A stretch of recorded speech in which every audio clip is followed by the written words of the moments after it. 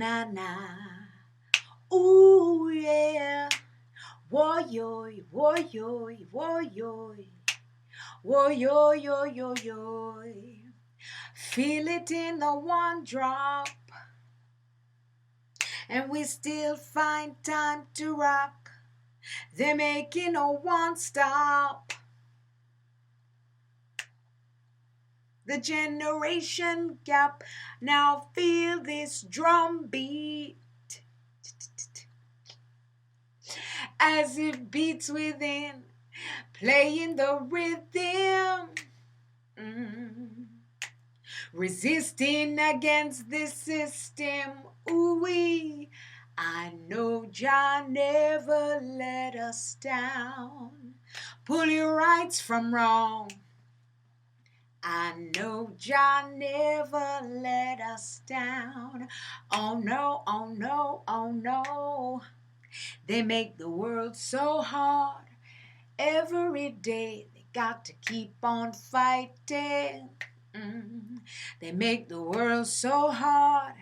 Every day the people are dying. Yeah, dread, dread. For hunger and starvation, lamentation. But read it in Revelation, you'll find your redemption. Hey, give us the people of His Majesty, and we no want no devil philosophy. Can you hear me? Give us the teachings of His Majesty, for we no want no devil philosophy. Feel it in the one drop, and we still find time to rock. We're making the one stop, and we're feeling the gap. So feel this drum beat as it beats within, playing the rhythm, fighting against ism and schism. Come on, I know Jah never let us down. Pull your rights from wrong. Oh, I know Jah never let us down.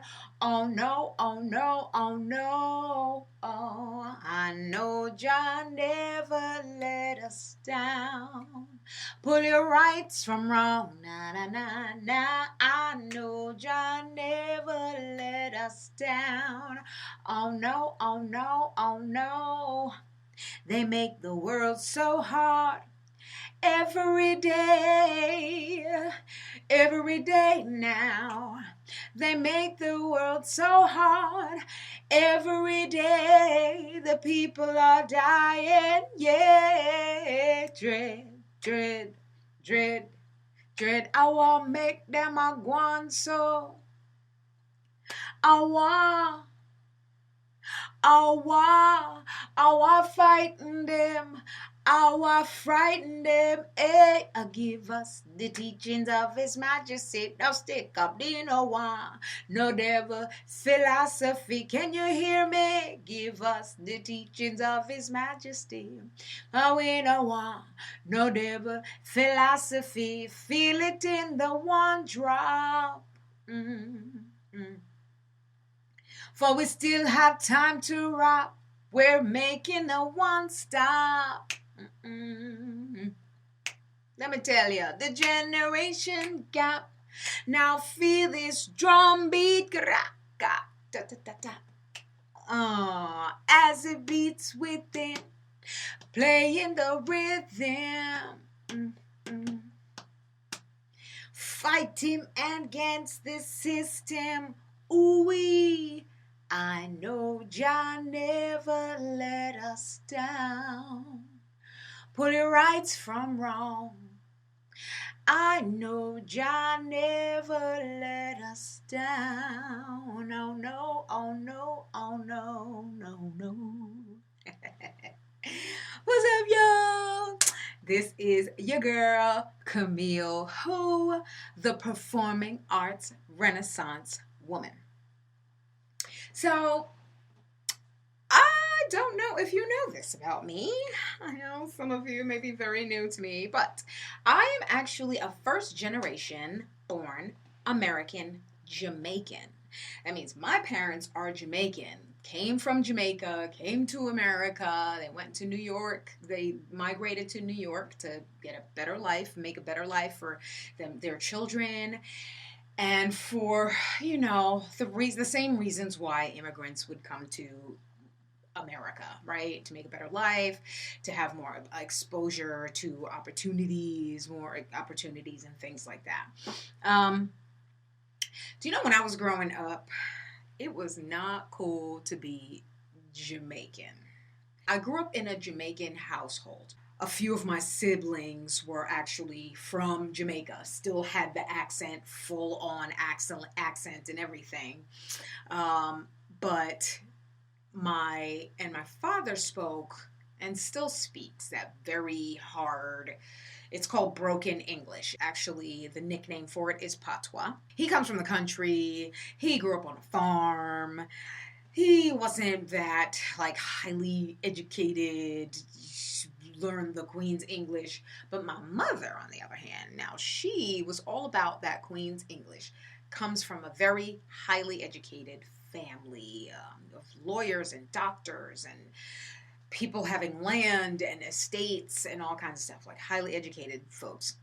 And so my mother made it a point to make sure that her children who were born in America were not going to speak like how my father spoke, because you're in America now, right? But also, she was all about teaching us to speak proper English. Anyway, I would say we got by really nicely. There was some weird things that we didn't realize as children, that certain things that we said in the household or we talked about in the household, they didn't know about in America or in my class or as my friend, because they're American, right? But we're bringing Jamaican things to them, but with American English. So they were just like, what did you just say? That happened a lot. For example, my grandmother used to call pomegranate pronganut. Okay, very broken English way to say it. And so there was a friend of mine used to bring Chinese apples, this pomegranate, right? She used to bring see, I'm about to say pronganut. She used to bring pomegranates to school, and one day she didn't bring it in, and I was like, you got pronganuts? Did you bring any pronganuts today? And she was like, what are you talking about? I will never forget that. She was like, what do you mean? I'm like, pronganuts, silly. Why are you acting up? And that was like one of the few times that we realized, oh, that's not English. And I was like, the Chinese apples. And she was like, oh, Camille, it's called a pomegranate. Anyway, so that and more. A lot of things happen that way because we just, we grew up in a Jamaican household. My grandmother was also there, and she was very patois speaking. And she, we understood her or else, basically. Anyway, still, my mother made it her point to make sure that we spoke proper English. Now, we were able to get by easily in school because we sounded like everyone else in school. But I felt so bad for my cousins who came from Jamaica, and when I was growing up in the 70s and in the 80s, people made fun of you. Kids made fun of you for having an accent. It's so sad. Kids can be so cruel. But anyway, it wasn't cool being Jamaican. So I felt really bad for my cousins who always had to fight every single day. Like, they came up from Jamaica, was born in Jamaica, came to America. They had a hard time, and so they were fighting. They were fighting every day. I was afraid to A, learn patois, and B, speak it in front of a lot of my friends, because I knew what other kids that came from Jamaica, I knew how they were being treated. Granted, the kids that came from Jamaica that came to my class, I was their friend because I knew that it was not right to be teased just because you have an accent. Of course, that accent sounded like home to me, so it was never, weird to me. And we just always made friends with the friends that came from the islands and Jamaica being one of them. I secretly did learn because my mother said don't. It's kind of like saying don't look down. What you gonna do, right? So my mom would say don't speak like that, like you're a father. But of course, like hanging out with our cousins, I picked it up and I was practicing and I would practice, but I would be afraid to really show that off and really talk like that around my friends and anybody else. But turns out, come the 90s, right? Who knew? Come the 90s, it was all of a sudden cool to be Jamaican. Not only that, now everybody had an uncle that came from Kingston. So yeah, everybody now had some Jamaican in them. Womp womp. So whack.